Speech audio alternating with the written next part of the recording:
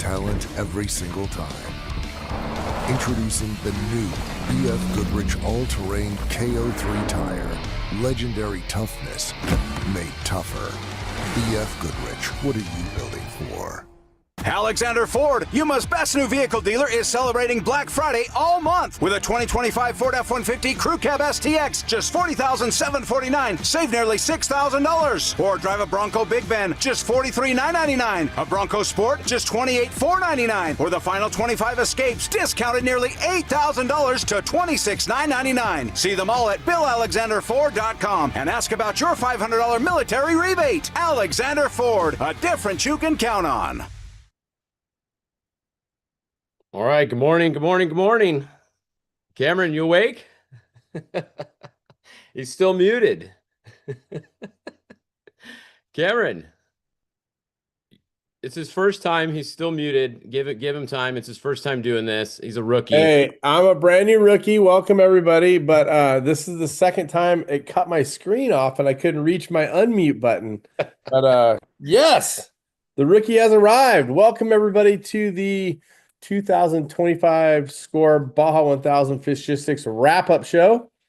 And my good friend and partner, Austin Fish Farner, making fun of me already before we even get started. More of that coming your way as soon as possible, Fish. I promise you that. It's too easy.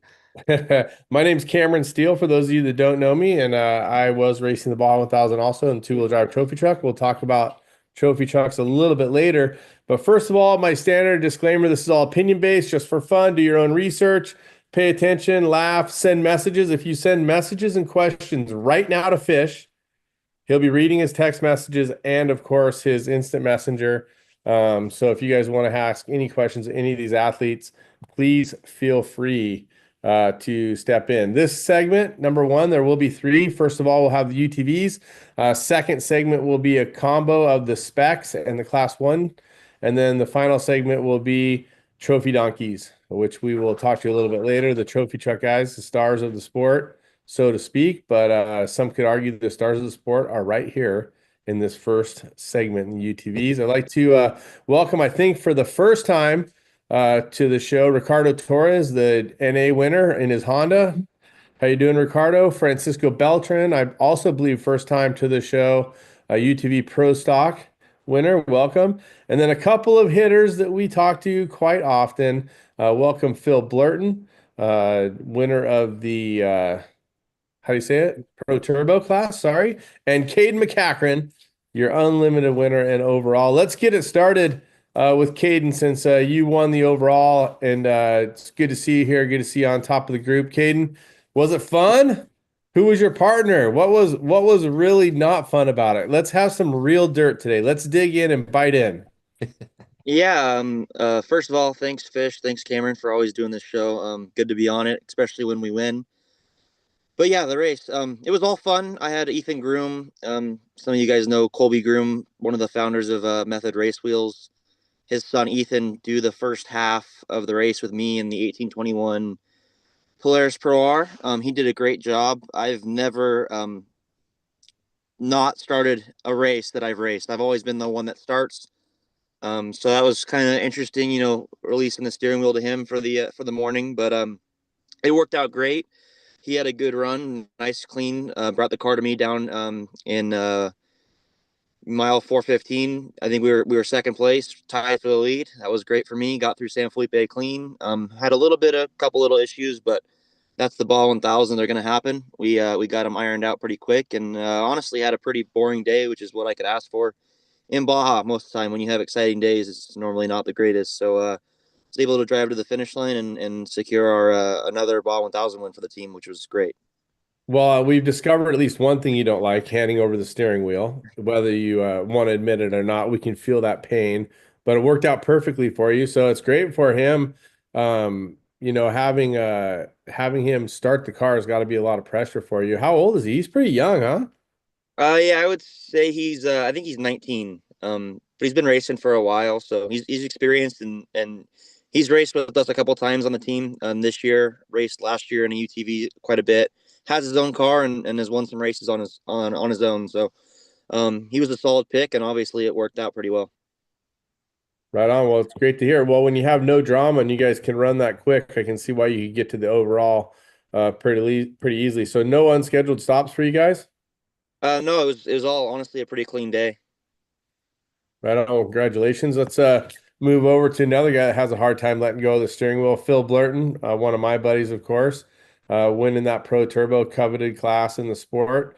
Phil, I know you guys have been working on a lot of new technology and ideas and wrapping some of that up into the race. And it must feel good to take some of that to the winner circle. Yeah, for sure. We've been working with Fox a ton and put the live valve system on, I guess, right before the Baja 500. Went down there, didn't even race the 500, so I never got to try it. I ended up getting getting pneumonia and heading home and sitting at the hospital for a little bit. But so it's cool. We did a ton of testing with Fox. We actually put the whole live valve system on my practice car too, and pre-ran all week with it. And it's, I mean, you have it in your truck. It's pretty amazing. But It's definitely amazing to have the live valve system. I can attest to that. I had it in my truck now for 4 years. Did you let go of the steering wheel, or did you hang on to it the whole time? yeah, no, I ended up getting out at 550. And Vito Vernullo raced with me. He raced with me last year as well. Last year I got out at 460 and then I got back in. This year I was like, hey man, at the end of the speed zone, like I felt good last year. I'm just going to keep going. But then you go through all those San Felipe bumps and we got out to Morelia Junction there. And I said, all right, Vito, it's about to start raining. You can take the wheel from here. So Vito took it from 550 all the way in. Right on. Hey, it's going to get crappy. It's your turn. Let's shift gears. A couple drivers we haven't spent much time with or any time with. Looks like Francisco, you might be muted still. Let's go to Ricardo. Hey, Ricardo, tell us a little bit about your team, your history in the sport, what they call you, and congratulations, by the way.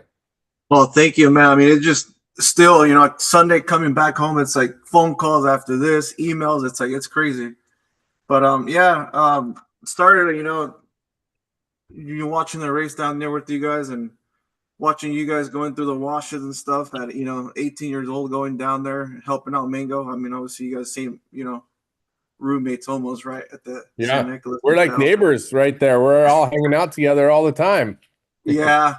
So I started there and then, helping out, chasing and stuff. And then, a couple of years back, well, like 5 years now, it's just been, Dave Petter brought me on to his team. And just ever since then, just kind of keep working with Jamie Campbell and the race club guys down there. And just been great once we started racing 3 years ago and just been on the podium and kept going. But, it's just been crazy now, winning the Baja 1000. It's awesome. Yeah, I mean, being able to win the Baja 1000 is like a life goal, right? You being able to attain that early in your racing career must feel pretty good. Yeah, I mean, as a young age, like I said, going down and seeing, you guys going through all the washes and stuff, I'm like, dude, what? I want to be that guy one day. And sure enough, here it is, going meet through the wash, what, Saturday? Friday. Friday. Going through there, I'm like, holy shit, I couldn't believe it. But, now it's like, okay, well, let's get another one next year. So we'll see what happens. that is a cool thing about the UTV class nowadays, because it doesn't, I mean, it costs a lot of money still to go racing, right? But in the pro stock class or the pro NA class, it's a little bit more of like an entry level class where you don't have to spend the huge money to be able to go race the Baja 1000, and you can actually finish the race, because a lot of these UTVs nowadays are getting pretty good, right? So you can go down there, have fun, and you can go racing. Like you said, it's a great place to start at. Yeah. Yeah, it's almost free, right? Yeah. Yeah, no, I gotta give it up to the Raceco guys, man. I mean, they do some great products for these Honda talents. It's like, I mean, starting the Baja 1000, we had the Honda team factory behind us. Like, you know what? I told my co-driver Chris, I'm like, hey, we're not even gonna go for a championship. We're gonna go and get the Baja 1000 win. So sure enough, we started racing and we just started clicking miles. Once we got out of Europe and stuff, it's like, dude, they were just kept falling and falling and falling. So we just kind of cleared out the class and we just kept going. And we just thought to ourselves, you know what? Let's not Baja beat us, but it's like, all right, let's go to the finish, It's just awesome. Right on. I love the storytelling. Francisco, can you hear us over there? Yeah, I can hear you well. There you are. Nice to see you. Congratulations on your win. Tell us a little bit about your race program. How long you've been doing this? Well, I've been doing this with the new Maverick car for the past 2 years. We did the whole score serial last year and this year. So yeah, practically we had a super clean season. We were able to win San Felipe, second place Baja 500. Then we won the Baja 400, and now the Baja 1000, which is a dream for everyone. It's a dream season for us. How epic is that? Being able to It win is. three races. I wish we would have won 3 races. We only won 2 races. We failed on the other two, kind of. Well, second's not really failure, but still sucks. We Did we lost. lose him? Yeah.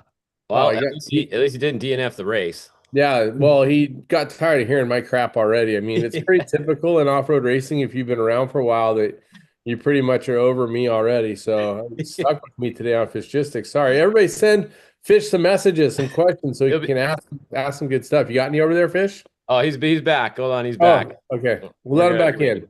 Yeah, he's coming back in. I was gonna say, so the class that he won actually is one of the bigger classes, the UTV. There was 17 of them in the pro stock UTV class. So that was actually one of the bigger classes out of the whole race. So that's pretty cool. Racing against 17 different people. Hey, sorry, I'm back. Sorry. Yeah, it's all good. We were still talking about you while you weren't here. I hope you're talking good. Oh yeah, he was just saying how many you had the largest class in UTV, and it's a great accomplishment to win. So points championship as well. Yes, I mean, we did excellent, and the great part of all this is that we're doing as a family. My boys are taking the wheel and are doing the navigation, so it's a family team, and I think that's been kind of the success for this.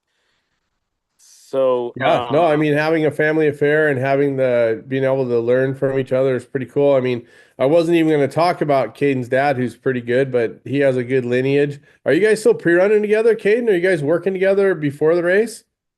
About half the time we end up together. For this race, he was doing a lot of the start in Luke's truck and then the finish in the Jimco, and I was just doing the last half. So we ended up not together much at all this race. But the rest of the races, I'd say 50% of the time we're together. He's normally riding with me in my pre-runner. But yeah, always working together, trying to help each other as much as we can. Speaking of working together, Caden, you were, just tracking you. It was you and Max Eddy, who was actually Dylan, that was in the car at that time. You guys were like neck and neck when you got in the car going through the San Felipe section. Were you guys working together at all, or you guys don't talk to each other in the car, right? No, I hate that guy. I want to beat him. No, I'm joking. No, San Felipe has kind of gotten a little weird the last couple of years. I feel like we've beat in the best line most of the places. So obviously there's always more you can do, little nicks and knacks. A lot of the, big lines are gone or slowly fleeting away. So we ended up on a lot of the same stuff. So we were together a lot and kind of made our speed equal. And we were both also just, trying to get to the finish line. We had a pretty good lead to the third car behind us. So it was really not like an all-out race. We were just kind of, I guess playing around, clicking off miles for a little bit, trying to get to the finish line. Cool, right on. Yeah, Phil, you made up a lot of time on people. I mean, during my updates, it was fun. It's always fun watching you because if you don't start in the front, I put money on you every hour update. I'm like, if you're in fifth, I'm like, watch, he'll be in fourth next hour, and then sure enough, you were. And then I'm like, watch, he'll be in second next one, and then you were, and then you were. I'm like, he's gonna be in first, and then you were. So how much fun is it coming from the back and passing everybody in your class? Yeah, it's pretty cool. I mean, we started, I think, 13th in class. And then obviously the way that this race was structured, we went through European in the start. So that's always kind of a gamble, right? It's like, how hard do you push in there on a Baja 1000? There's a couple cars in our class. I think I saw corners ripped off in there. We had a couple like pretty good little bottlenecks kind of in those like silty hills that was, you had to get pretty wild through the bushes off to the side to make it up the hills. It's fun though. I mean, obviously we want to work our way up and get into the open class too. So that's kind of our goal. So that's why we kind of checked out a little bit on a lot of our field. And then it just became a point in the race where it was like we just settled in and went for our class win. Yeah, how was that Siltil at mile? Was it 56? I saw some chaos on the social media after the race. It looked pretty good when I got there, actually. Everybody in front of me cleaned it, so I was like, "Yes, we're clear. We're going." when I got there, there was like tow straps across. You couldn't even make it up the hill. There was people towing people back over. I ended up like I'd always gone and seen the line to the right around that, and there was a line just like straight through the bushes on the left, and there was a bunch of people waving like, "Hey, don't go, don't go!" And I just, all right, well, we're going this way up the hill, I guess. Was it like that for you when you got there, Caden? I didn't start the race, so I don't know, but I know the Uh, section, and I've always wanted to make a line to the left, but it hasn't gotten that bad until this race. But last year, Ethan actually dumped it in that section, so I was glad he made it through this race for sure. How about the stock UTV guys? Did you guys make it through there okay in the stock ones, or was it a little difficult? Yeah, No, when it we was, get there, sorry, go ahead, Ricardo. no, go ahead. Yeah, when we got there, there were a bunch of cars to the right, so I did pretty much the same as Phil did. Uh, a guy, a fan, was like signing, telling us where to go to the left, and we did it through the bushes to the left, all the way to the top of the hill, and that was awesome. That was a great line. What Was it about hard? you and Yeah, the Honda? How'd the Honda make it through there? I was pretty good. So like we were pre-running, we saw all the silt going up. I'm like, oh, there's gonna be a cluster. So we saw a couple lines that were kind of hidden still. So we kind of got a couple bushes. We kind of ripped them off and made a left line. I think it was like the farthest left. Then we went up to that section. It was pretty good.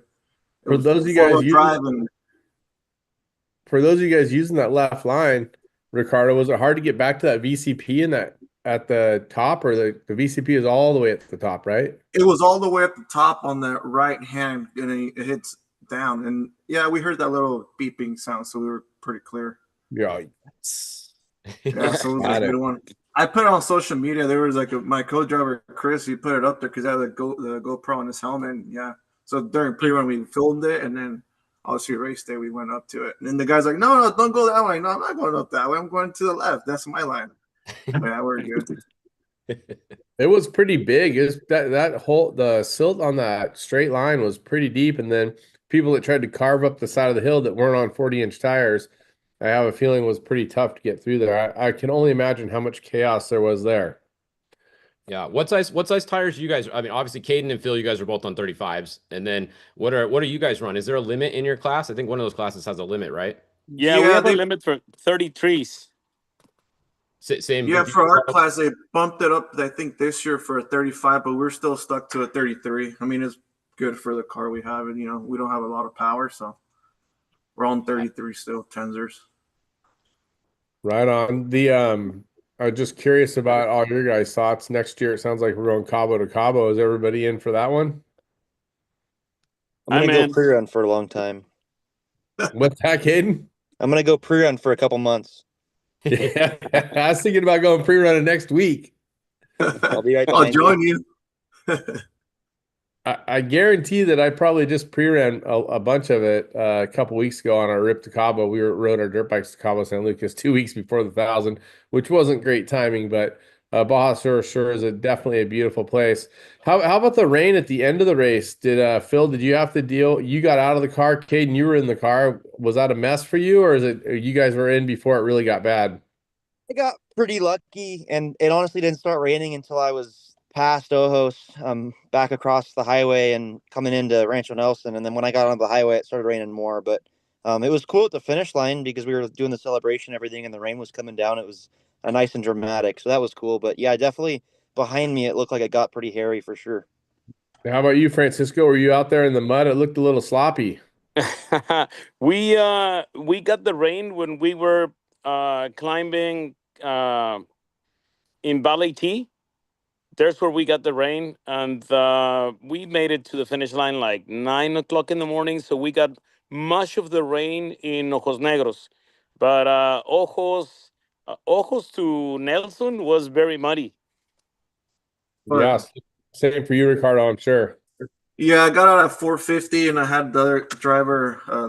What I'm still trying to go process, but Corey Suzak took the second half with Mikey Sandoval, and then I got on right before the pasture, and it was so freaking muddy. Like I was cleaning after like that section to the finish. It was just suit was all wet, the whole car, everything was just gone. So it needed full prep now for sure. Straight to the frame. Baja strikes again with the unknown. I gotta love it. Great Baja 1000 sounds like for all of you guys. Fish, You got any questions from the peanut gallery coming in? There's a lot of people are asking about the mud because, like you said, it was more so the trophy truck guys kind of got away from the mud, right? You guys got to finish before it, but like you said, for these guys, it was definitely muddy. But I mean, having all-wheel drive is huge, right? That's big, definitely. So that's definitely cool. Yeah, yeah. Someone said they had like 200 pounds of mud on their car. Not sure. So cars got a little heavier, definitely. The mud is terrible for the cars. I'm so glad we got the trophy truck in before it turned into Yeah. a swamp fest. I got a question for the guys, though. I guess we'll ask all of you guys. UTV currently does not qualify. I may have asked this before to some people. Do you guys want to qualify, or do you like how it is right now and it doesn't really matter because you're kind of start far back anyways? I guess ask each one of you. Phil, start with Phil. Did you want to qualify, or do you like it how it is? I always like qualifying. For one, I think qualifying is fun where you get to just go hang it out a couple days before the race. But yeah, I'd like to see qualifying. I'd like to see the starting position for the classes mixed based off qualifying. Yeah. What do you think, Caden? I always like driving my race car more, and I like qualifying because you can go hanging out there. I think I do pretty well in qualifying. But I mean, it'd be fun to do. I think just anything we can do to try to move us further up in the starting order would be good. I mean, we start behind, all the big cars already, but I'd like to start a little bit further up still. Yeah. What about you, stock guys? Would you guys want to qualify, or not really in a stock class? What do you think? Yeah, I would qualify for sure because I'm sometimes like in the start we're already stuck behind the class sevens and all these, slower classes and kind of hard to, move around them in the beginning. It's so freaking dusty in the start. So hopefully, I mean, we can qualify. I mean, it'll be pretty awesome. Just kind of start a little bit ahead of some Yeah. of the guys.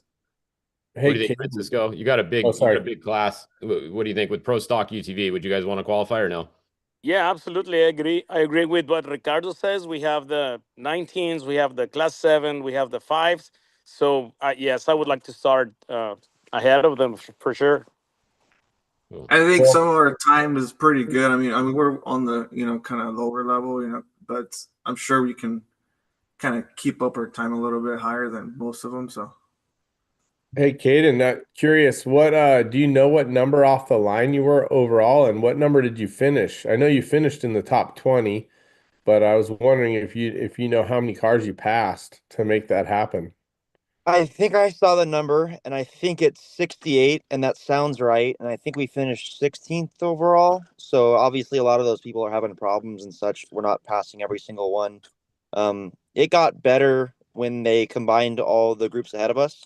Not really because everybody started qualifying, and it's really the point that they made everybody a minute apart, so they're not all stacked up ahead of us. Um, it got a little better there. We still start 3 seconds behind the last truck, so we kind of just go right into the dust and just slowly work our way through it. But it kind of is. I've started everywhere in the class, and it's kind of hit and miss, like where you're going to get the worst dust, and everybody's going to have to deal with it.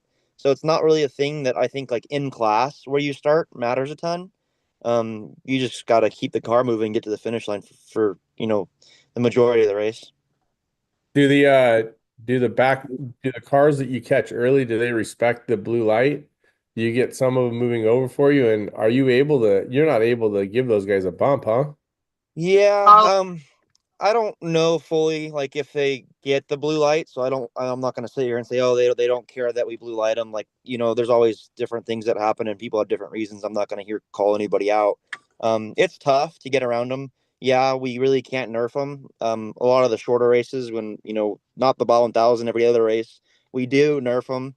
I don't think they feel it, or we end up going underneath them and hitting the rear end housing and knocking all the lights off my car. That's what I did at the 400. And it's like really hard to time because the car's moving up and down so much.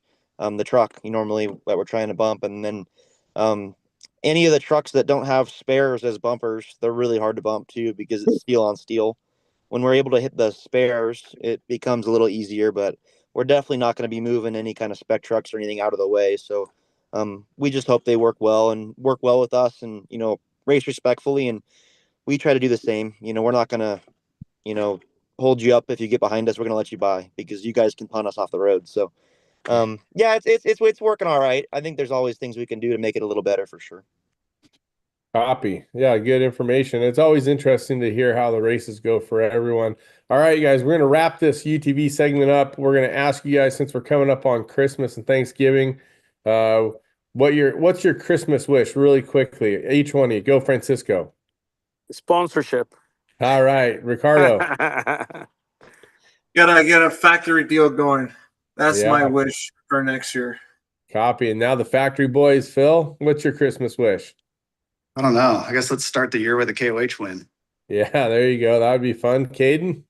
Yeah, more wins would be great, but more than all, just health. Everybody being healthy.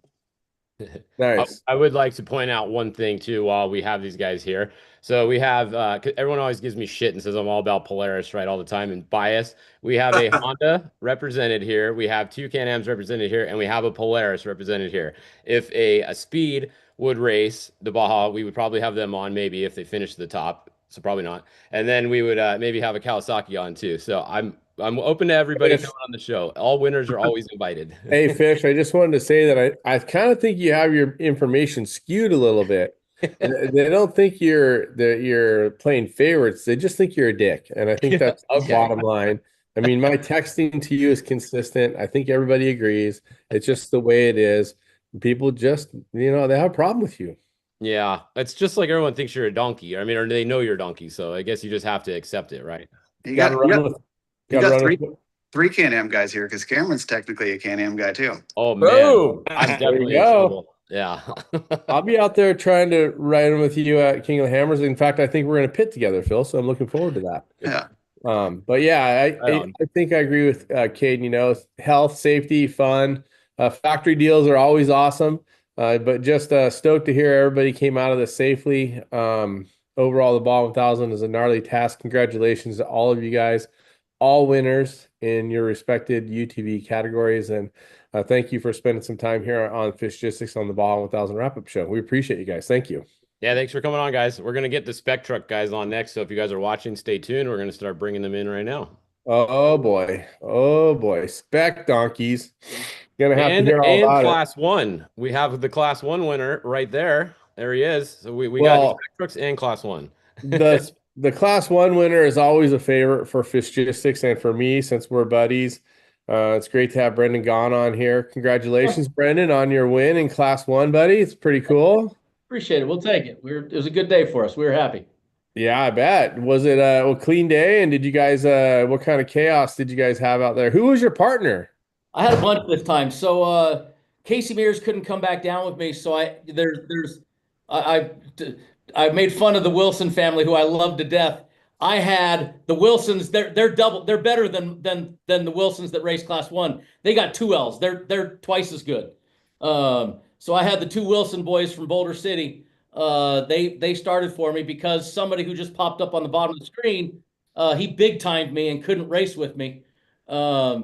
So since Jordan Dean says he's too big for my little Class 1, I had to go find somebody, and I got the Wilson boys, and then of course Buddy Feldkamp.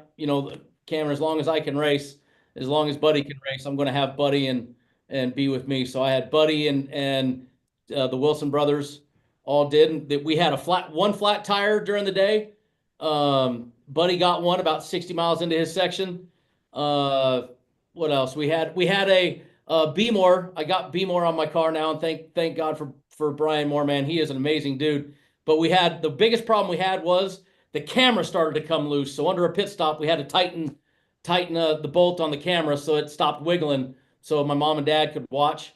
And we had a brake line come loose early in the day, and the Wilson boys, hell, Timmy Wilson came in with no brakes, jumped out. I was going to go without him, no rear brakes, and he jumped out, tightened the bolt, fixed it for me, filled it with brake fluid, and that was the extent of all the problems of the day. Well, I would always blame B more no matter what the situation is. So I'm glad to hear you out him just a bit. One of our legendary camera operators and filmers and creative people here in the sport that we love to give a hard time to, right, Fish? Yeah, exactly. You got to give a hard time to everybody. So that's our Class 1 winner. Then we have some Spec Truck superstars joining us. Of course, it seems to me that everybody knows Justin Davis. Green Army, you guys have been around for a while. Welcome to the show, Justin. Congratulations on your points championship. You guys I know that we were in the mix, kind of mixed up together a little bit out there on the race course. It looked like you guys maybe had some problems along the way. Oh, you're muted, Justin. Oh, muted. Yeah. Oh no. Can you hear There me he now? goes. There you are. All right. Thanks for having me. They started off kind of weird. We qualified first, which is obviously a great place to be. And then coming right through, getting into your pan, the gas pedal turned off. So that's when Cameron, I think you got by me right there. And then they were saying, well, it's a little overthrown. I'm like, well, there's not much we can do about that right now. So then we just kind of got going again. And then we got back by you changing a flat. And then we got back by August changing a flat. And we're like, okay, we're back to where we want to be. And then got through, I think we were the first truck on the road for like the first 300 miles. And then we pulled in the pit. We noticed the light bar bracket was broken. We're like, oh boy. So we just left it. Fox got by me, messed in the pit. We took off, kind of just stayed behind him in that silty mess down there in Catavina. Just kind of played it safe, trying not to miss a VCP. And then we fixed the light bar at the road crossing. And we're like, okay, we got all that out of the way. Then we got on the highway section. Everything was good. We passed Fox in the pit. I'm like, okay, we're first truck on the road again. And then we pulled in our pit. For some reason, the truck was just having a hard time taking gas. We don't know why. We haven't figured that problem out yet. But as soon as we got out of that pit, we were right behind Fox. We're like, okay, I've done a lot of night racing. We know where we're at. We know San Felipe. We're fine. And then 20 miles into it, the oil light came on. And we're like, oh, that's not good. Never good when an oil pressure light comes on. So we got it to the pit, and it was out of oil. And we dumped oil, and then from there to the finish, we probably used 5 gallons of oil. Every 30 miles, I had to pull over and just start dumping quarts in it. So I don't know, something I think in the pit limiter screwed up and messed up the motor on that, hour and a half, whatever drive it was, and just kind of knew at that point our chances of winning were none. Fox was having a great race. They had the race, and we couldn't do much about it. And then to top it off, 30 miles from the finish, the output shaft on the tranny snapped. So then it was pouring down rain, changing the transmission, just going, well, we got to get it to the finish to win the championship. Not the way we want to end the year. Since the year we've been on the podium every race. So, but that's just the way it is. That's Baja. Sometimes it's got to remind you that it's still the boss, and you're just there to go down there and race it. And but no, we're awesome. It's been since 2011 since we won a championship, so we're pretty pumped on that. It was a lot of hard work. The guys kicked ass. Everybody in the pits getting oil everywhere just to get that thing to the finish line. A little hopes and prayers, just making it. When you're watching that oil pressure get to like 10 psi, you're going, "No, this is not good." But it made it, and we're champs for the 2025. Congratulations on that. Good story to hear. Yeah, right on. Brett Fox. Dang, buddy, you were running a heater all day. You and who else drove with you? Your son? I had my son Brady in there. I also had Preston Brigman, kind of like a stepson that's part of our construction team. So it's a lot of fun. It was just a good, clean day. Yeah, I guess so. You were getting to it. I know that we saw you. I know Justin said he saw you. I'm sure all of you saw you at some point, but you guys just kept running hard all day and never looked back. Did you guys ever have any unscheduled stops? You know what? We never got out of the truck other than driver's changes. We kind of had just a good run going. We started right behind you, Cameron, and running there. And Justin had some issues, I think, there in the meadow. So he jumped in right in front of us there. So he was between the two of us. Ran down there. Then that's when we kind of seen you on the coast, and ended up getting Jack going into Colonet here. Got a flat, pulled out right in front of us, and then he had to re-rack right there. Got around him, and just a good, smooth, easy day. No flats, no issues, nothing. Had our third driver go in, and at that point had a pretty comfortable lead. Just told him, get it to finish. Let's get this thing won, and that's what we done. Yeah, I stopped to check the surf out, and you guys went by while I was putting my sandals on to walk out onto the bluff. But you guys, yeah, I was up at race mile 640. I got back in the truck, and you guys came through. And I was like, geez, didn't expect that for some reason. And you guys were hauling and had a really big gap. So congratulations to you guys. Well run. I know you guys have won a ton of races in the States. What's the record like in Baja? Is that your first Baja 1000 win? You know, that is our first win. Our first win, you know, in general down in Baja. So another podium down there. But Baja's kind of eluded us. Kind of a different game down there, and we're down there to learn it and improve our results. And we finally got a win. So super excited about that. Yeah, congratulations. Well done. Also, we have Jordan Dean on here who's still muted. Jordan, you got to unmute yourself there, buddy. Jordan driving with Jack Olagus this year. Obviously, Jordan is the son of my partner when I won the Baja 1000 in 2018, Pat Dean. So, Jordan Dean, welcome to the show. Where'd you drive during this race, Jordan? Jack did the first half. He got it to the speed zone right around mile marker 410, and then I got in actually about half a truck length behind the 16 truck. Followed you guys up the speed zone, and ultimately ended up following you guys basically for a while. I believe I got you guys right before you got in, or when you were getting in the pit. So pissed. I got to tell you how pissed I am about that. But yeah, it was a really unbelievably tough evening. Thinking we were going to try to run down Sam, who's going to be on the show later. And I'm getting in the car, and here comes your dumb ass going by, making dust. You guys, it was so crazy because right in front of you, there was like, I don't know, 11 minutes of clean air. Yeah. And I was like, oh, I just want this clean air. And we pulled out right behind you, and the dust through that pit, right? There's tons of people. So we're about, I don't know, you went by us. There's probably 2 miles of pit left right there, or area where all the spectators are. We could see like a grand total of 8 feet in front of us that entire time. We went like 20 miles an hour for that entire mile and a half or whatever it was. We could not see anything. And I was just like, oh man, not these guys again. Because remember, I followed you at the Baja, was it the 400 or 500? Followed you for 100 and some odd miles, and I just wanted to kill myself. And here we were again. And so my strategy this time was I just backed off a little bit, got out of the dust. But man, good run, you guys. You guys have been slaying it in that truck. You and Jack have been a great team up. It's got to be fun to race with Jack and with the Olagus family. I know you guys are go way back in racing history with the family, but it's got to be a lot of fun to team up with Jack. Yeah, no, they've given me a great opportunity to race with Jack. I've raced with him a couple times now here in the States, and then now to race down with him in Mexico is pretty awesome. Pretty awesome. Brendan's shaking his head and giving the thumbs down for those of you at home that can't see him. Who are you supposed to drive the Baja 400 with, Jordan? Who'd you say? With Brendan gone.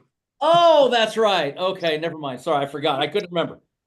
And Justin Davis, another one of those guys. You guys, all you buggy dorks, leaving us. Yeah. What the hell? Hey, the Muy and Telehante, these guys are getting done, getting sponsors in the trucks. Well, you know why they're leaving you? Because they actually want to finish a race, and those classes fall apart all the time. You know, all three was finished. How much problems did you guys have? And Reed was at 31 hours, but he finished. the trucks ride a lot better. Hey, listen, I'm 50 years old. Other than Cameron on this screen, I think I got everybody here. Come on, let's go. Do you call me old? If I can still be 50 driving my buggy, you guys can still run one. Let's go, little Jordan Dean. You got to drive the whole thing like I did. Don't make me. Don't say the word though. You didn't do the word, did you, Jordan? No, sir. Oh, no, I mean Justin. You didn't do the word. It's not an Ironman. I didn't say Ironman. I've Ironman by myself in a single seat one car. There you go. That counts. There you go. That count. We clarified that the other day, right? We heard it from I 100% agree. You gotta, if you're gonna call yourself an Ironman, you gotta drive by yourself. Yeah. Hey, speaking of Ironman, I know that you guys, along with us, we saw a lot of bikes out there. It seemed like that blue light was pretty effective to be able to see those guys. Did you guys agree with that? I saw a lot of blue light. I hadn't seen that before. We almost did run a guy over there on the lake bed though, because I don't think he had any lights. Yeah, Diablo lake bed was really, really crazy. Like you couldn't see 5 feet in front of your bumper. I don't know. Did you guys notice the guys camped in the middle of the lake bed with no lights? That was not a good place to be. No, sir. Oh, a guy parked on the lake bed? That's a no. That's a no-go. With a tent, he had a tent and everything set up right, like 5 feet off the race line. Jesus, man. Oh my God. Well, the Spec Truck race, the Spec Truck race was actually one of the better races during the race. You guys only were 3 minutes apart at the finish. So, I mean, Jordan, did you know, were you getting good split times to Brent? Did you know where you were, or were you just driving and you weren't sure on split times? I knew we got a little bit. I got in not too far down, but then Cameron says he followed me in the dust. Unfortunately, his middle driver I stuck behind him all night. And he gets a flat. Of course, I must hit the same thing he hit. So we pull over together to change a flat. Sit behind him for about 200 miles till Cameron got in. But finally, on the El Diablo lake bed, I had my co-rider, thanks to Starlink. I said, hey, I need you to get on the tracker and see how we're doing. And at that point, I believe we were about 24 miles behind the Fox truck. Justin Davis was just in front of Cameron's truck. And so at that point, we kind of just put our head down, and I knew Brent Fox started behind us, and I did what I could. At that point, it wasn't quite the Baja 1000 pace anymore that I should have been running. But the orders I got were to go try to win the thing, and we did our best. I believe we passed the Fox truck with about like 4 miles to go. Thanks to the rain, we didn't have to fight through too much dust, but did what we could. What about you, Brent? Were you guys getting good splits at that point in the race? Did you guys know that they were that close? Yeah. Oh, sorry. Yes, actually, we did. I was out of the truck and we were trying to get a hold of a driver. We had an antenna down on the truck and couldn't get through him. And so we'd give him word to say, you know what, just get this thing to the finish. But watching Jordan catch up, that was more than a little bit nerve wracking. Watching a possible win go down the tube was that was interesting. So yes, Jordan had a hell of a run. So that was a phenomenal job he done. Yeah, and Brent, another question we got here: is there ever a race that you're not going to race? I sure hope not. I missed I kind of got a little bit burnout after Nora this last year, and I skipped the 500. And then I just sat home all day and watched it and thought, you know, that was stupid. So no, I hope not to miss. You know what? I'm going to go race until I'm not competitive. As soon as I'm not competitive, I'm calling it quits, and other people can take over for me. But if I can go out there and do it, you know what? I'm going to do it as long as I can. Yeah, I'm with you on that, Brent. If you can't run competitively at the pace, there's no reason to be out there. So it sure is a fun sport, but it takes a lot of dedication and time, and you really got to be on your game to lean into that thing all day long. So congratulations on a great run. It's good to see. You know, I don't want to say it's good to see a new winner, but it's good to see you mixed up with some of these guys. A lot of familiar faces. Obviously, you're a very familiar face in the state, so. Congratulations on that win, man. It's really cool to have the excitement of everybody that's in the sport. Justin, I got to ask you, man, do you eat when you're in there? Do you tinkle? Do you drink water? What do you do? What's your program being in there all day long? Yeah, I mean, I'll obviously drink water every once in a while, get a little sugar, but food wise, no. I just tell when we're in the battle, you know what, I just don't even think about it. You know, I wear a catheter, but you know how it goes when you're trying to sit there and you're bouncing around. It's not the easiest thing to do. But no, actually this year I felt as good as I've ever been through. I never felt like we were giving anything up. Me doing the whole thing. The trucks work so good now. You just get through, like, you pre-run stuff like, man, it's gonna be rough. And then you get in the race truck and you do it, you're like, wow, that wasn't bad at all. That took like half the time we thought it would be.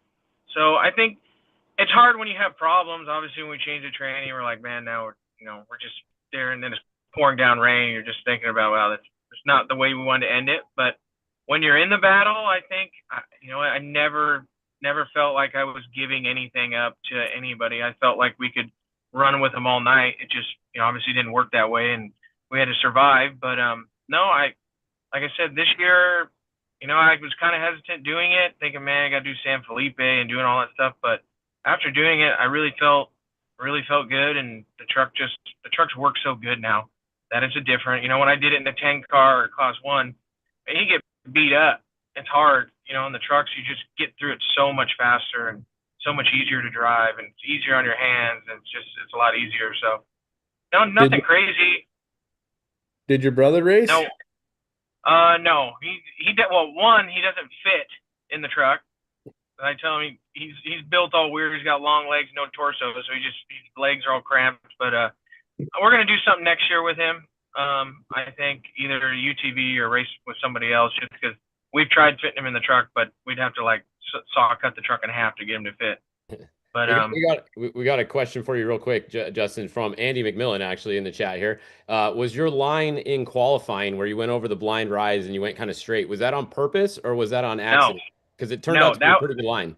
No, it worked, but no, my co-driver told me, and I guess my brain did not acknowledge what he was telling me, and I thought I was going another way, and I went, oh, I thought it was gonna be way worse than it turned out to be, because I didn't realize that we did have that much room to that huge ditch, that like drainage ditch that the guy was standing on. But no, it did work out. But no, that was not intended. I wish I'd thought of that before, but no. That guy must have had to clean his diaper for sure, his shorts or whatever, man. That was gnarly. I actually met the guy, and he said, yeah, I scared the living hell out of him. Copy. Crazy. Well, with qualifying, here's a good question for you, Brendan. So, Brendan, you guys get to qualify now. You guys mix it all up. You guys like that now? Does everybody here like that? No. Yeah. Well, Cameron, you don't like it because these guys beat you in qualifying. But let's. No. I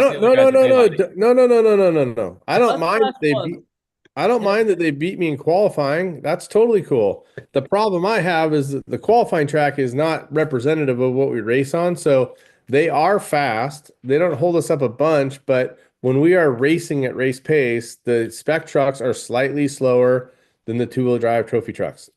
Now, it doesn't seem like that at the finish line. You're maybe right about the qualifying track, because we've always said the qualifying tracks are built for the four-wheel drives. We get it. You know, it looks like it in the way they do it, and that's fine.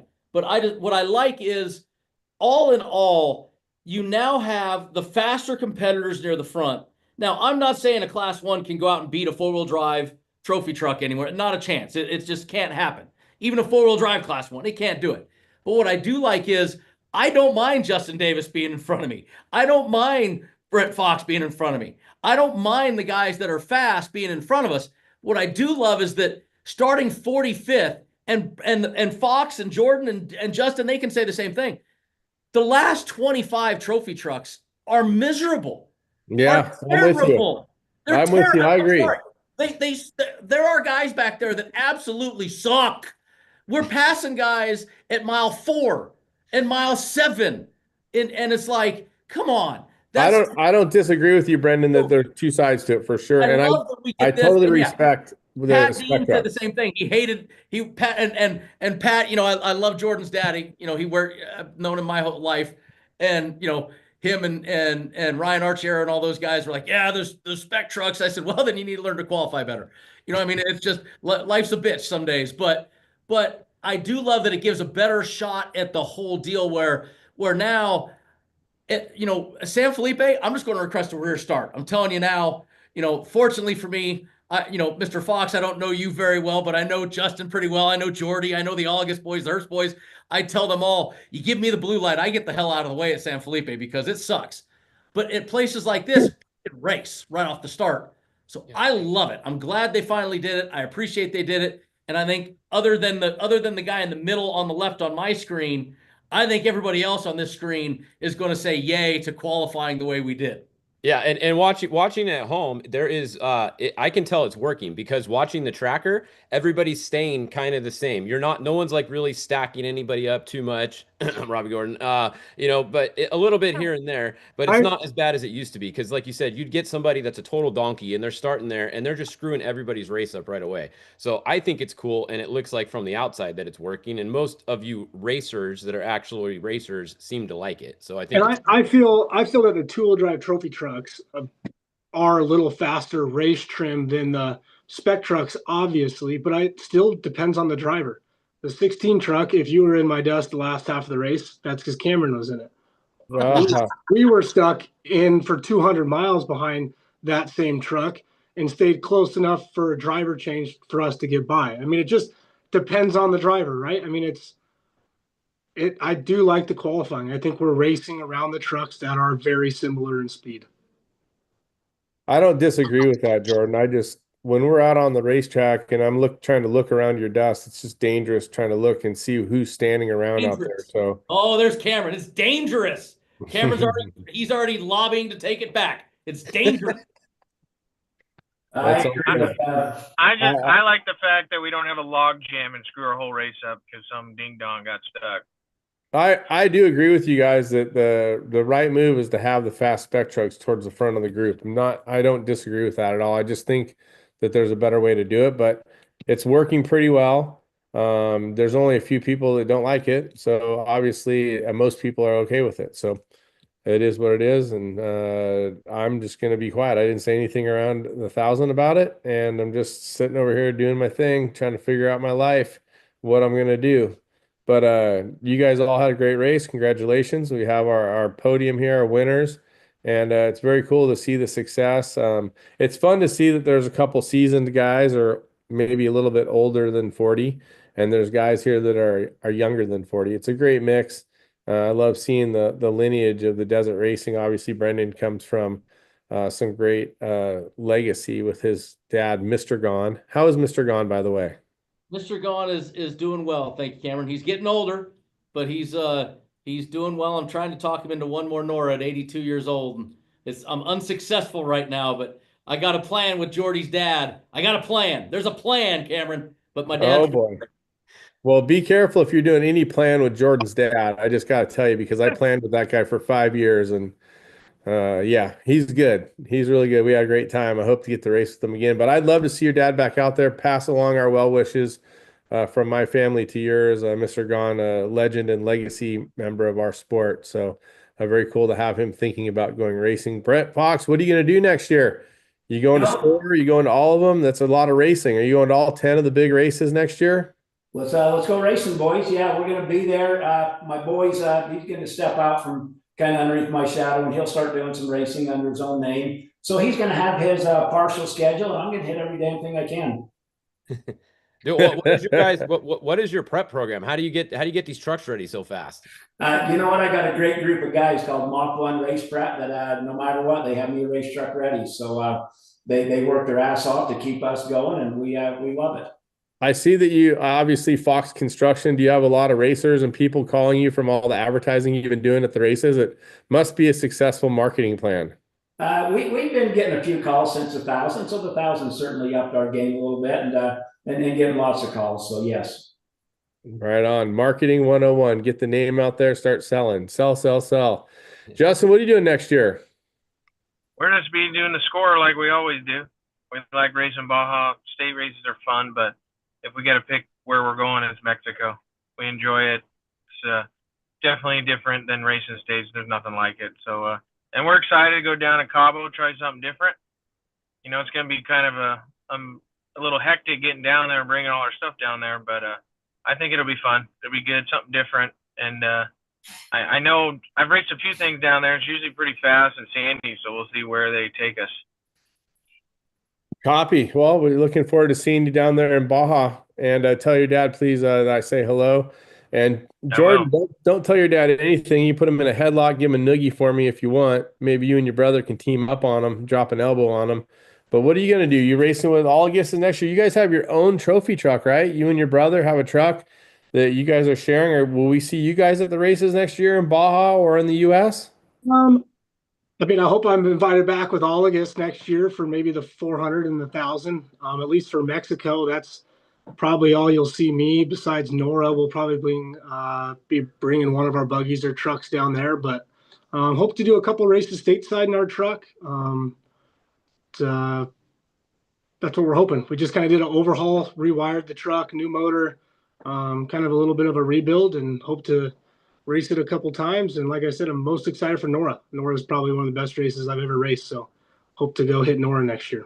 Yeah, it's a lot of fun. We haven't raced Nora since 17, but it was a lot of fun when we did it.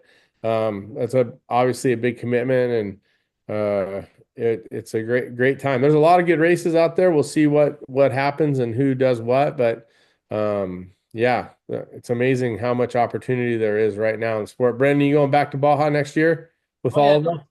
Class 1, I'm the buggy dork of the world. I'll be back in the Class 1. Hopefully we'll get a few more guys interested, and hopefully I'll have my guy Mike Montez. Those that know my co-rider the last 7 years had a quintuple bypass yesterday, And so I saw that he went to the hospital and they didn't operate on him the first time, right? And then he went back in.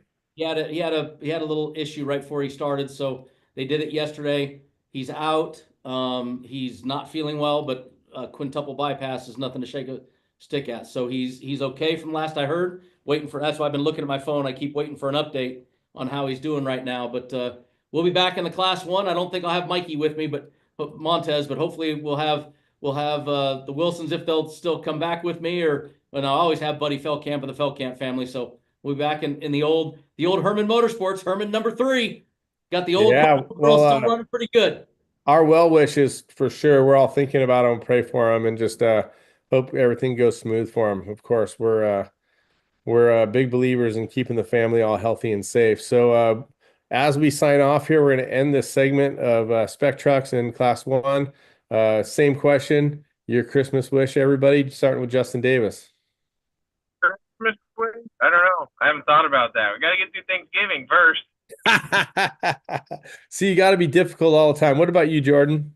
I'd say I'd like to see my daughter crawl by the time Christmas comes. That'd be a great gift. Well, awesome. What's her name? Her name is Blake. Baby Very Blake. cool. Congratulations. I have a 13-year-old that's yelling at me all the time. So I enjoy the crawling while you can. Brent, what about you? Christmas wishes? Careful what you wish for there, Jordan. Once they get out of crawling, they're more mobile and more of a handful. Let's go do some more racing and freaking get some wins. Looking forward to next year already and can't wait. Awesome. I love it here. Brendan, what about you? I just wishing Mikey Montez to come back strong for Christmas, and all my kids to keep on going as well as they're doing, and all my family and all the Collins boys and all my guys. Just want everybody to stay safe, have a great holiday season, and thank you guys for following along this year, man. This is what we do it for. Fish, thank you for what you do. Cameron, thank you for what you do, and Merry Christmas, Happy Holidays, Happy Thanksgiving, all that good stuff. Ho, ho, ho, bah humbug. I agree, you guys. Everybody be safe. Have a great holiday season. We're going to sign off here in this group, and we're going to bring in the trophy truck guys. So we'll see what happens when they take over the stage here. But congratulations once again to all of our Spec Truck winners and Brendan Gaughan. Spectacular race for all you guys. Very cool. Fish, couple pretty good segments there so far. Yeah, we got a couple of guys that are here. We got Christopher's here. He's first, and he's first in, and then we got Tinkerbell. That's Toby. Yeah, boy. T Price in the house. Everybody's favorite Australian, so to speak. Here we are. Get it started. Looks like Sam Baldy might be here without his camera on, and got a couple here. But anyway, let's get it started. Christopher Polvardi, dang it. Check you out, buddy. Last year, you were the first one out of the race, and this year, the first one to the finish line. That's got to be pretty cool. Yes, it was definitely better than last year. Last year was not very exciting for us. So, no, it feels good to, kind of redeem ourselves, especially after me, crashing at the 500, 3 corners in, hitting a cow in Ojos at the 400. So, just to get out of Ojos felt really good for me. Yeah, you had a little bit of drama going for yourself, getting out of town. Yes. No, me getting out of town have not been pleasant, but no, it was really good. I mean, it was exciting, and yeah, I kind of still processing it all. All right. Well, let's say hello to everybody. Everybody's favorite legend, Mr. Vildosla, is in the house. Gus, how are you doing? Welcome to Fishgistics today. Thank you very much, Cam. Good to be here. Thank you for the invite. How do I do speaker? Yeah, very cool to have you here. We'll look forward to talk. Luke McMillan, the budding legend, is with us. Of course, Luke, stoked to have you in the house for Fishgistics today. We'll be talking some story with you. Glad to be on the show. And, yeah. I'm sorry. Go ahead. Another Baja 1000. Very cool stuff. We got Toby Price in the house. We'll be talking to you, Toby, about your amazing race and the debacle at the end there. I know you're out rally racing. We'll probably get to you really quick because I know you got some sleep to get on. If I'm not mistaken, you're in Dubai right now. Yeah, in Dubai at the moment. So we're just past midnight. So yeah, bit of a late one, but the jet lag's setting in pretty hard. So I'm not too stressed. Right on. Well, we'll get right to you in just a second. I want to welcome the Baldy boys, winners of the two-wheel drive trophy truck class, and of course the class champions.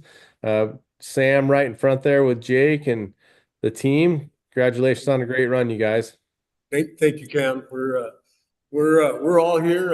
Everybody that was in the truck is here, and we're just excited to talk to you guys. All right. Well, we're looking forward to talking story. And I think the person I'm most glad to see here, Bryce Menzies in the house. Stoked. I'm not so stoked that you won, maybe because, all of us want to win. But Bryce, I know that you've been out of the race car a little bit, and it's been tough for all of us not to have you around. But it's great to have you back. Great to have you back in front again. Just stoked to have you at the races, buddy. It's got to feel good. Thanks. Yeah, it was a wild ride for a minute.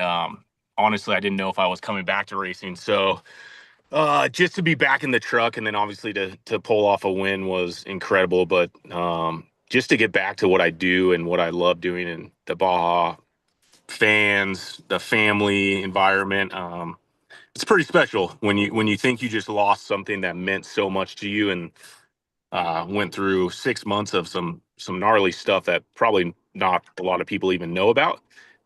It felt good just to get back in the truck. I'm telling you, everybody here is stoked to see you back at the races. I know we all want to compete against you. Everybody wants to win, but just to have you out there smashing and back to normal is a huge one for us. So we'll get more on that in just a moment. But in respect of Toby's commitment to come out here and spend a little time with us when it's late at night where he's at, Toby, once again, a amazing run for you guys. I know it didn't end the way you wanted it to. I've been there. I'm sure most all of us have been there, whether it's a bad fuel or air bubble or whatever it is. I'm not sure what happened to you guys, but congratulations on a hell of a run.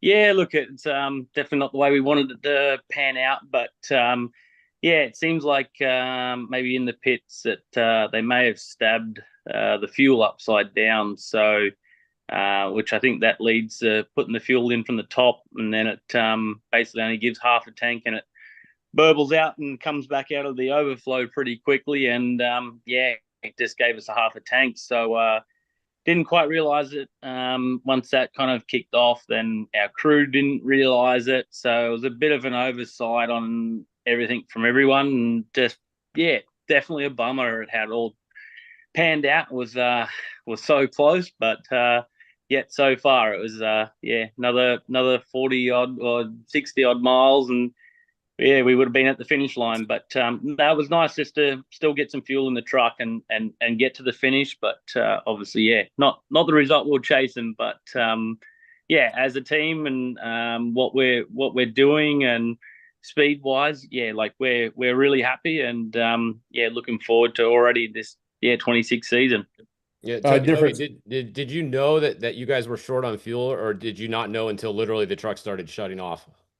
Yeah, we had no idea. Yeah, no one really picked up on it. No one informed us, and yeah, like I say at the start, because we basically did from the 60-mile speed zone, 60 miles, right around up to the top there, which was going to be our most difficult part to stretch the fuel.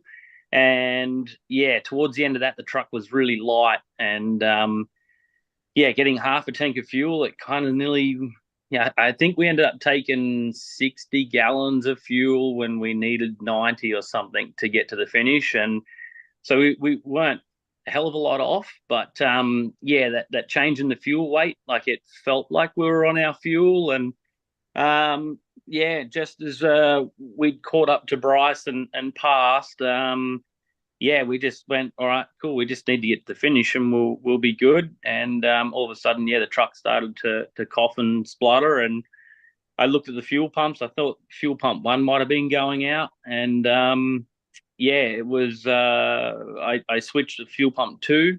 The truck, yeah, took off and started going a bit again. So I was like, oh, we've just burnt a fuel pump out. And then yeah, another. Yeah, 5-10 miles later, it started coughing and spluttering again, and that was it. She was done and dusted, and she shut off. Dang, yeah. Well, I saw you sitting there. I was gutted for you, buddy. Tough one for sure. And Luke, we all got to jump on board with you, whether it was sandwiches you were calling for or whatever it was. I know you're waving at someone in front of your truck while we're watching on the live feed, but that's got to be a tough one to sit there changing that drive shaft.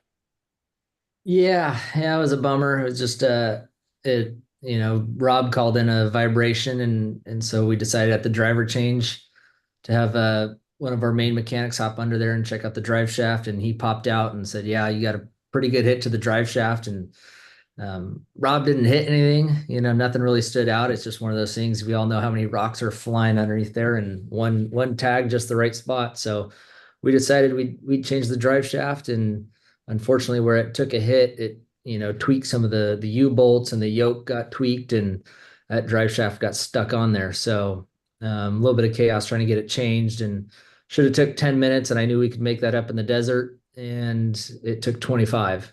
And so we got going again, and then we had nothing to lose and started pushing. I think we picked up 15 minutes on everyone, but wasn't quite enough. And then people started falling off, and I thought, well, it might come to us. And then we saw Bryce's front diff at the finish line or after the fact, and gosh, so close to another one. But that's racing in Baja, and it was a lot of fun. Yeah, Yeah, I we'll gotta get. say, you know what, Luke, we were watching your in-car camera, and it was impressive to watch. I mean, everybody's can be in the cockpit with you guys now with the cameras, literally listen to audio even. I'm not a big fan of you guys having audio. I know you guys probably aren't either, but it was fun to listen to you guys and watch you guys, and you guys made up a ton of time. Like you guys were hauling ass. You really were. Yeah, no, everyone got to, that was cool. I'm not opposed to the audio and the in-car and whatnot. I think it's good for the sport. It was just, ironic that mine was the only one working at the end, but it's all good. Everyone, we got a lot of compliments, and everyone got to see how Duncan and I work together, and all the hard work we put in, and how it pays off. I mean, Duncan does an amazing job in the passenger seat and just tying our lines together, and a lot of family and friends got to watch that for the first time, and that was cool. So it was cool to hear from that, because most people don't know what we do, and why we spend so much time pre-running and whatnot, and they got a front row seat. So glad our live stream worked and was the only one, I guess. So it's all good. Are you speculating that maybe some of the other trucks have an off button for their audio somewhere on the dash? I mean, I'm not going to accuse anyone of that, but I told Pulvordi right off the bat, I think it was Justin from Unique. I said, I know how this game works. I've been around very long, so it's all good. It's good for the sport, but there'll be games. There'll be games, but Hey, mine worked the entire section, Luke. So you could hear me and Mike Kim chatting the whole time. Apparently on the speed zone, we were chatting too much. I just forgot we were mic'd up.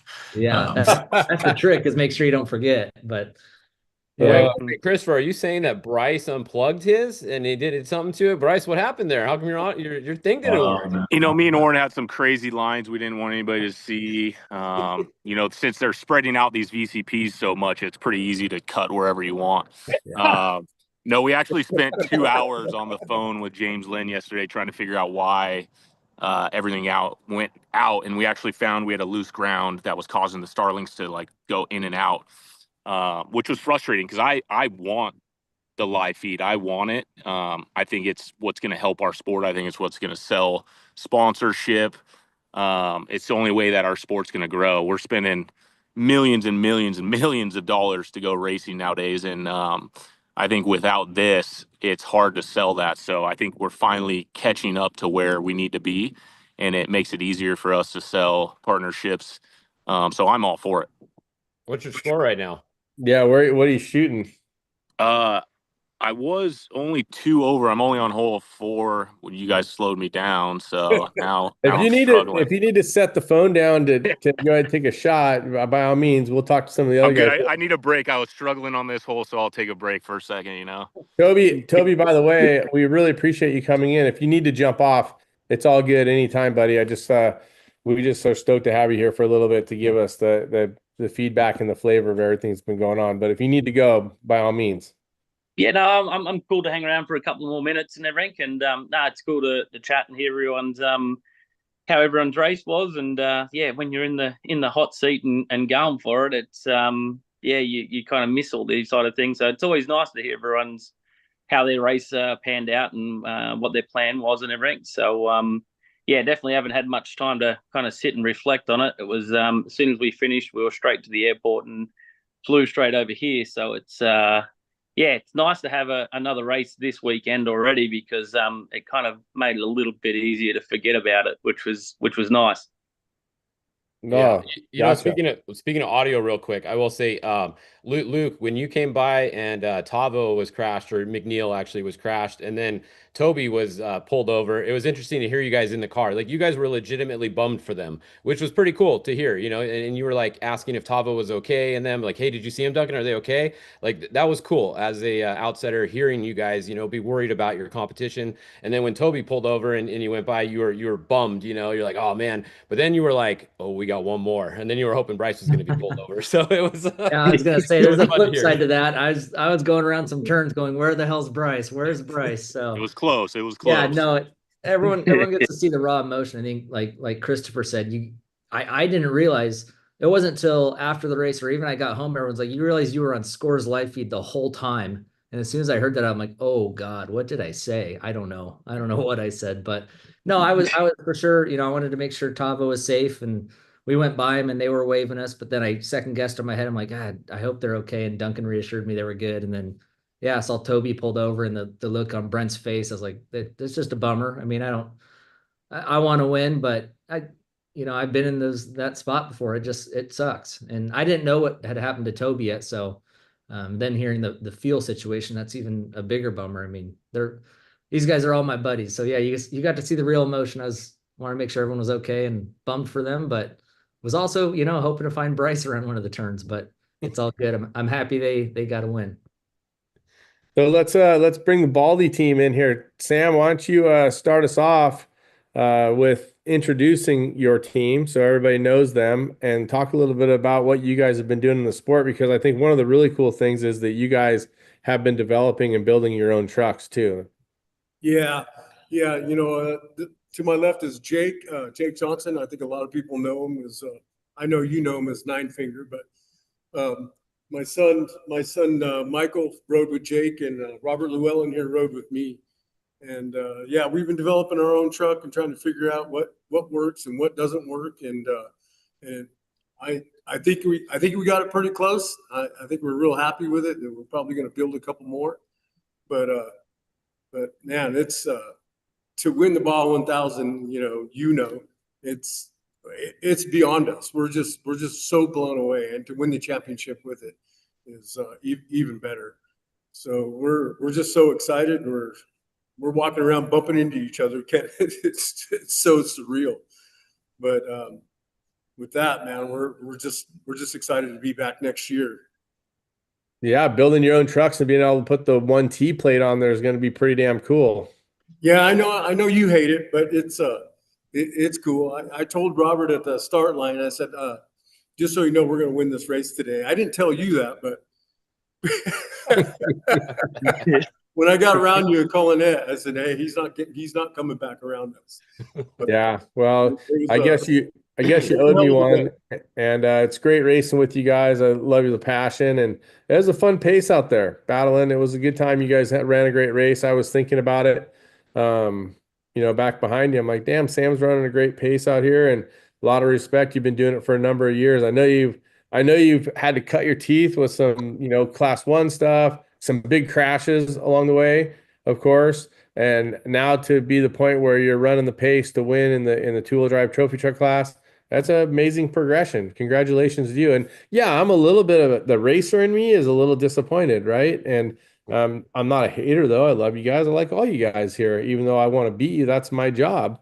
And I've been around here since before everybody except for Gus was here. And Gus and I go way back in the sport, and we're thrilled to see new guys and youthful guys and all the competition. We want to race the best of the best, and I'm stoked to get out there and bang with you guys a little bit. Congratulations. Just like I said after the race, I text messaged you guys. I freaking hate you, but great fucking job. Oops, great job. Sorry. We're on YouTube. It's Live okay. stream still on live stream. Yeah. Go ahead. So Jake, you ran the second half, buddy. Yeah. So Sam and Robert got out around 4:30, and Michael and I jumped in. We did the whole San Felipe loop all the way to the finish, and we just hit our marks, and we just had a flawless day. We didn't get out once out of the truck. Sam and Robert didn't get out once. We didn't get out once.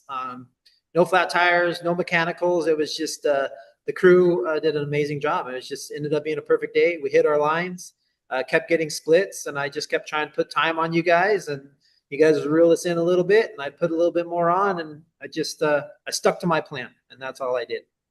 Yeah, great race. Well, at the end there, no matter how much we reeled you in, trying to get past you and put time on you was going to be a tall order. So, congratulations, great race. At the end, the ironic part is that we basically said, okay, we're just going to drive into the finish line.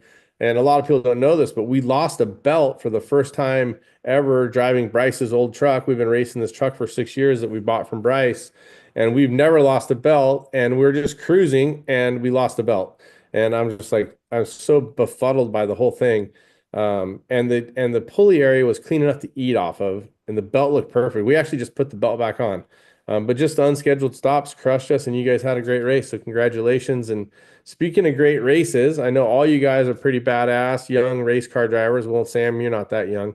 But Gus, it was my birthday down at the 1,000, so that was my birthday win right there. happy birthday, buddy. Gus, I want to bring you in because you've had a phenomenal run. A legend in our sport, someone that's done more for our sport along the way than probably most people understand.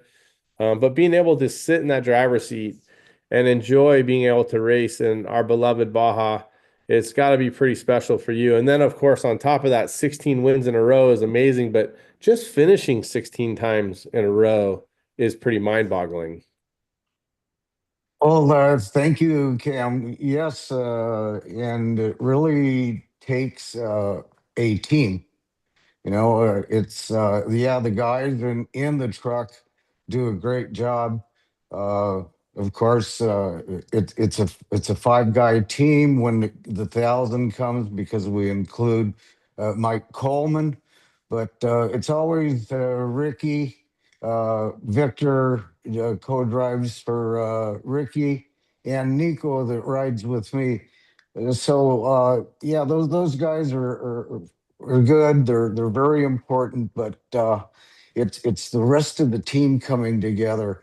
The way that it's coordinated, the way that we've meshed as a group, I think has made a gigantic difference. Of course, the equipment counts. These new trucks are really amazing. Um, I had to learn to drive once again, driving a two-wheel drive and transitioning to the Mason was not easy. The best part was that I had a professor, Ricky's got more miles in those Masons than anyone else, I guess. And he helped me a lot with that transition. And I think we kind of got it almost dialed. But yes, it's been a lot of fun and a lot of work to finish and especially win 16 races in a row. Well, you're talking about transitioning from the two-wheel drive to the all-wheel drive. Let's talk about the history of Gus Vildosa Sr. What year did you start in SCORE, and what did you start by racing? Because that's a lot more of a transition if we start going back over the years. Oh, yes. Well, my first SCORE race was 1972 in the Baja bug class. We didn't even have, open or whatever. It was all open for Baja bugs. It was a Baja 500. I made it to Santa Ynez. My brother was my navigator, and we had to bunk at Santa Ynez because that was the end of our race. 2 days later, a flatbed truck that was empty came by, and I convinced the guy to load the Baja bug and give us a ride to Ensenada. So that was really the beginning of SCORE racing. I did a little racing before that, some ADRA, the old American Desert Racing Association, back in the Laguna Salada in Mexicali. That was December 1968. So 57 years ago, guys, first race. So it doesn't give me much credibility after hearing your story, but I've been around a long time, Gus. I've been able to watch what you've done, and it's been an honor to be a part of racing again, in the races with you, against you in the trophy truck class, and now watching what you're doing. And yeah, Ricky's a pretty good teacher, I guess. He was my partner in 19. He's pretty good at what he does. So I'm going to give him a tip of the hat as well. But Gus, thank you for everything you do for the sport. It's got to be hard when you drove by your other truck parked there on the side of the road. Were you in the truck when you guys went by that? Yes, that's correct. Fortunately, I've gotten a call from my daughter advising me what had happened and that the boys were okay. So when I came by, I knew everything was fine. So I just waved and motored on by. Well, Yeah. yeah, that's a long time to be racing. And one of the biggest things that have changed since then is technology. And Christopher, you guys have been developing this new app called Racing Redefined, and it was super cool during the race because every 5 miles we had split times. And I was just looking back at some of the split times right now because they're still all on there. And at mile like 250, which is basically a San Felipe race, you top 4 or 5 guys were all within a minute of each other. So, I mean, this was pretty cool. Are you guys using the app in the car to look at? Right now we weren't. I think in the future, in my truck we have an iPad mounted, so we can pull it up. Bryce's truck we didn't have that, but yeah, in the future I fully plan on using it because it's a great term. I mean, great, like it's easy. Look at it. It's no like question. Did they say 5 minutes up or 5 minutes down or 3 seconds? We still have that even with VHF radios. I'm like, do you say we're down or up? Like, I'm yelling at Mike and he's like, just drive. I'm like, all right, chill. He said, so I think it's good. I don't know. I almost am like, I shouldn't be able to see it. I think Mike should be able to see it, but I think some of the other drivers are starting to use it inside and it's getting way more. I mean, yeah, the precision's it's awesome. I mean, a lot of people ask us like, oh, is it really that accurate? And in all the testing we've done, it's all usually within 100th of a second. So, which is cool. I mean, who would have thought, be able to get split times every 5 miles? It's definitely exciting. Yeah, that's Christopher, the only drawback is you didn't include the old guys. In the I future, know hey Gus, I'm with you, man. They hate two-wheel drives Hey, too. that's discrimination, right? That's what it sounds like to me. Trust me, I already wanted to, these guys already, the top, or the all-wheel drive guys wanted to hang me just for all the stuff I made them put on. So I got to pick my battles. Eventually I will start going down, but I only can get so many hate phone calls a day to keep going busy. But hopefully after this, people saw my father and I's crazy vision that we've been, working on. I think it's moving in the right direction, and the support and hearing everyone's feedback has been pretty exciting because I'm not going to downplay it's a lot of work. Me and my dad keep questioning well, our other business, everyone hates us. They're like, you guys never even show up to meetings. We're like, because we're building this app. And they're like, yeah, and all it does is cost us money. Well, definitely a huge kudos to your dad to Chip for his perseverance and pushing through. I mean, we've been talking with Chip, all of us, off and on over the last year, hearing about his dreams of expanding coverage, about supporting coverage, about building apps. And it's great to see someone take the reins and go for it. So you're one of those young, fresh faces in our sport. We appreciate you being here. And we also appreciate you bringing the technology and the ability to try to, or the want to be able to do something like that, plus bringing your sponsors along to support it. No, it's been really fun and to see it all come together and then just to be racing with all these guys and stuff for me, it's been a pretty wild ride.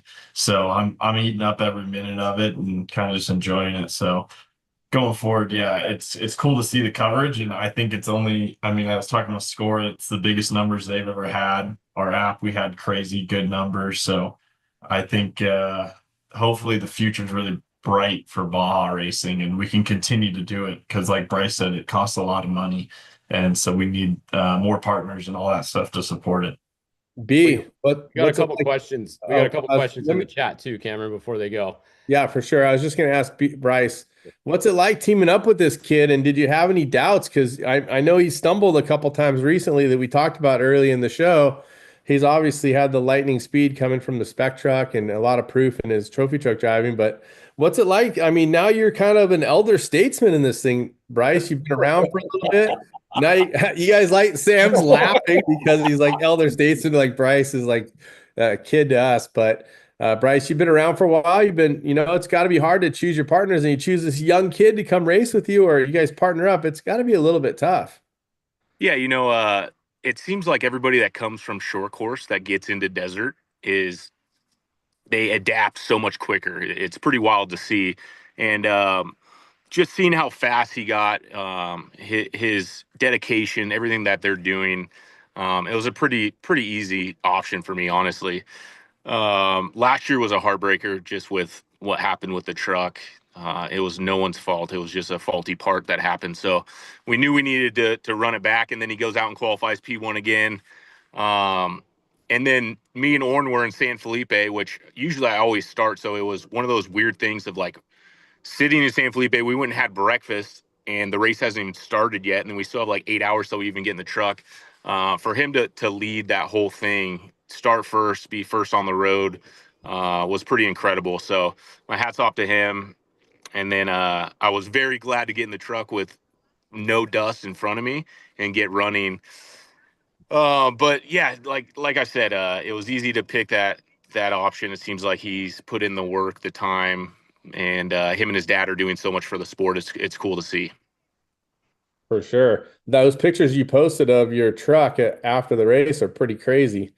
It's like it barely got there. That was actually one of the questions, Bryce. When did you guys realize that something was going on with the front diff? Did you slow down, or when did you realize that?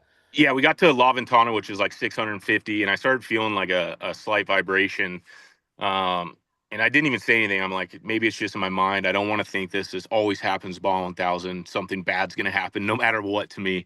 And by the time we got to like 675, 685, before you drop into the wash before San Matias, it was getting like extremely bad. Like the vibration was so bad that we couldn't go over 80 miles an hour. So once we pitted in San Matias, I kind of told the guys to look the front end over. They looked at it and said we had like a hole in one of the CV's boots.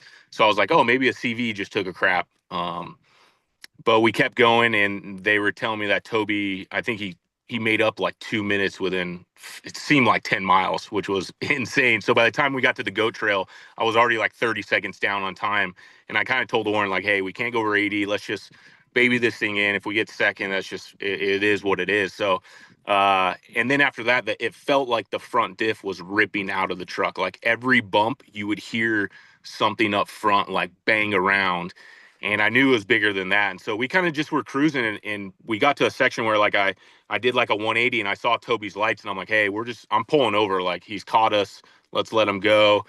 And kind of let him go. And we were going, and I'm like, why is he still only like 20 seconds in front? Like I thought he was like slowing down, which I knew they were going to win. So we kind of were like, we got to just focus, keep going. We crossed K77, and then I saw him like get closer and closer to me, and we were within like 10 seconds. And I'm like, is he having a problem? I don't know. And then all of a sudden I saw him like pull off, but there was a truck there. And I'm like, do they have a pit out here? This is like in the middle of nowhere. And so we passed him, and me and Orange didn't even say anything. Like we kind of were just like mind blown that just happened. And I'm like, I think he's just getting a flat or something.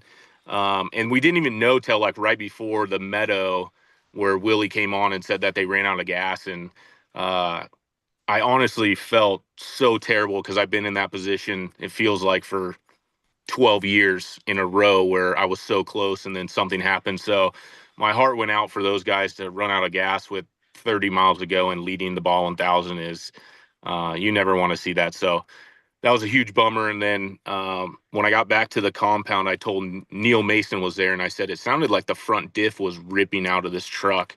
And he like got under and looked at it, and he's like, I don't know how you guys made it to the finish line. Like for one time, the Baja gods were on my side. So that was a good feeling, but it sucked the situation with Toby and them, how that ended for sure.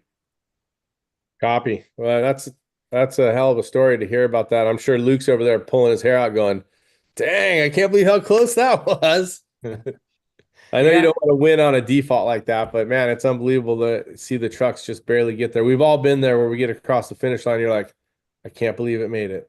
Well, I remember I was watching Luke's audio towards the finish, and one of your chase guys came on and said, hey, Bryce, we think Bryce is losing the front diff. And you guys kind of laughed, and you're like, us too, or something. So you were on like an even playing field or something.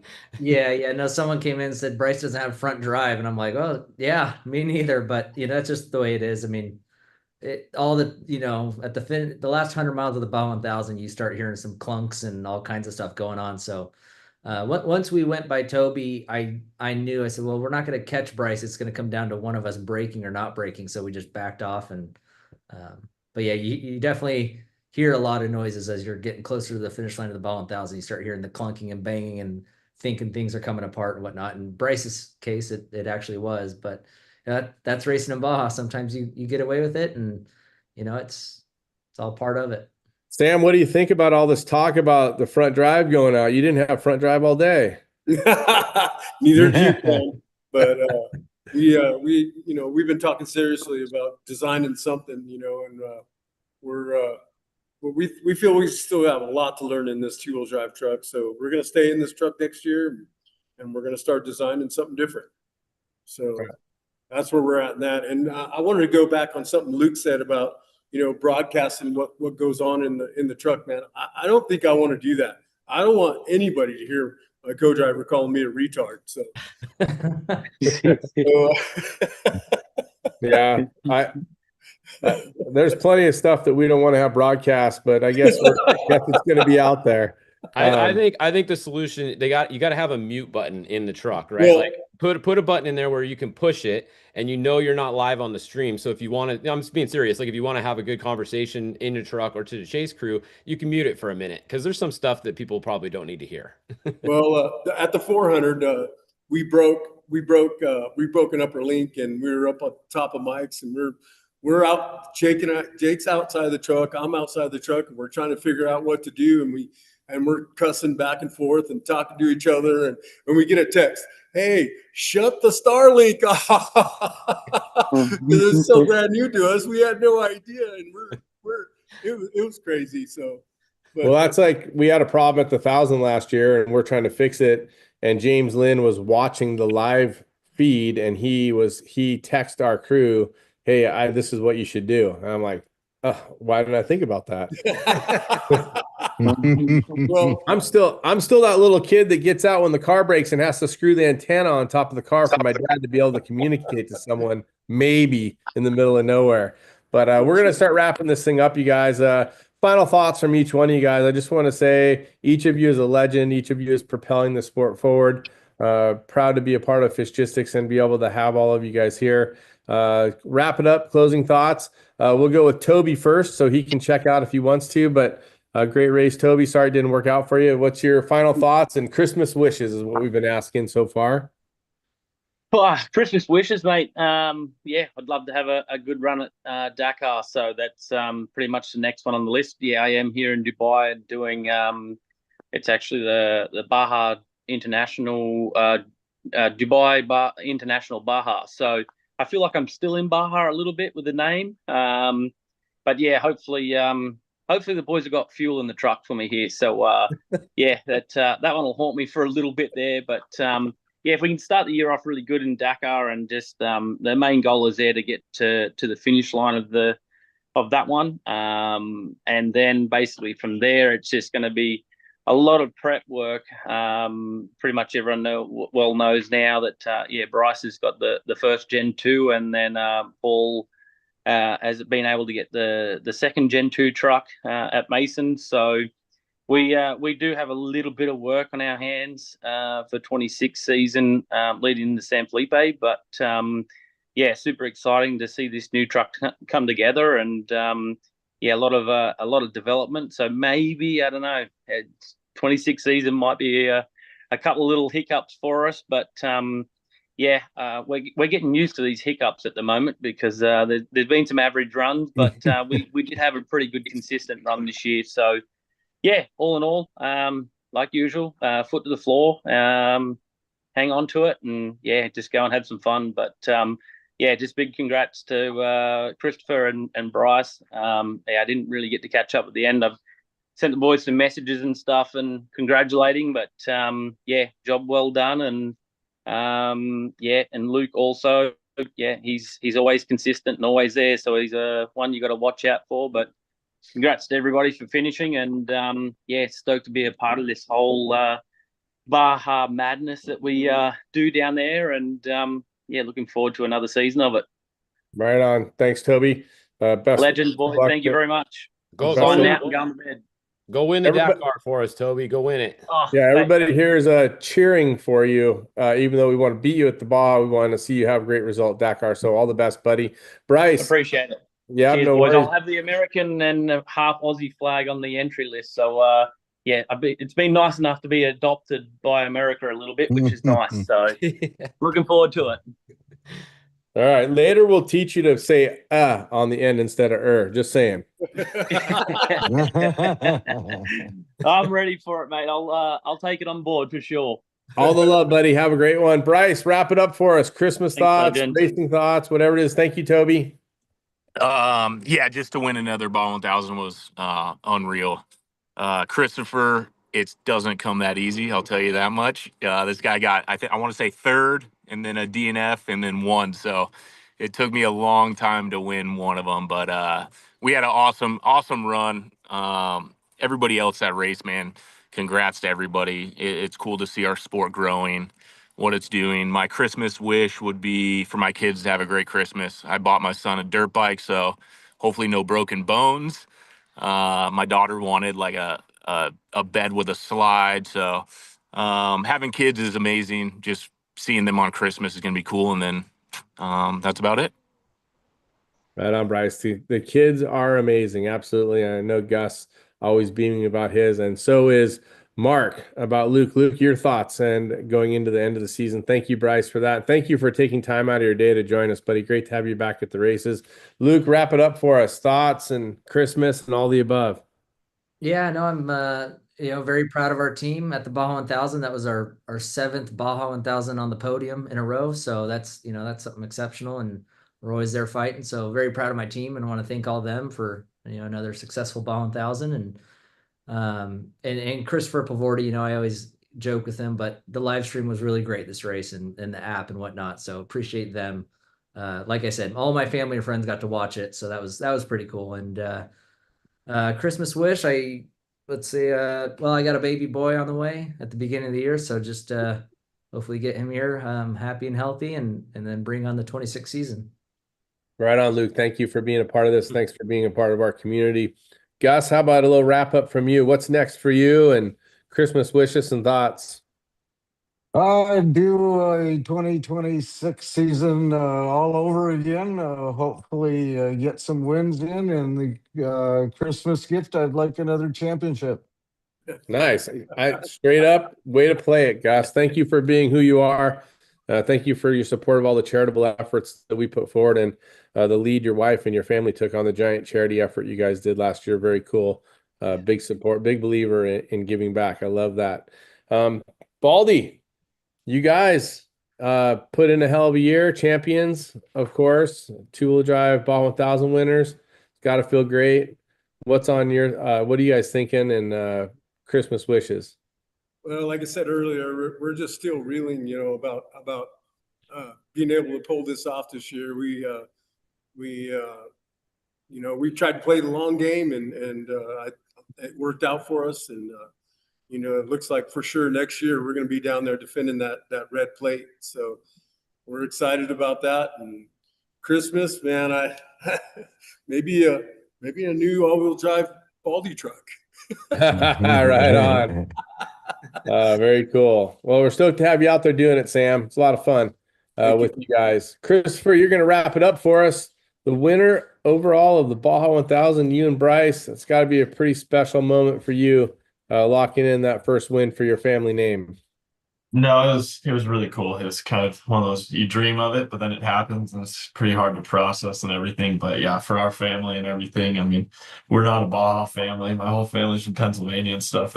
Still half of them don't even know where Baja is. So for us, it's been pretty exciting, and just a huge thanks to the Menzies team. They're all so great. Bryce, Steve, Willie, everyone on that team is so much fun to work with. So very grateful for that. And then just going into 26, I think my Christmas wish is, really see this trophy truck thing take off, and the app and everything to kind of grow some legs and do what it needs to do. So for us, that's I know for my dad and I, that would be a huge Christmas success.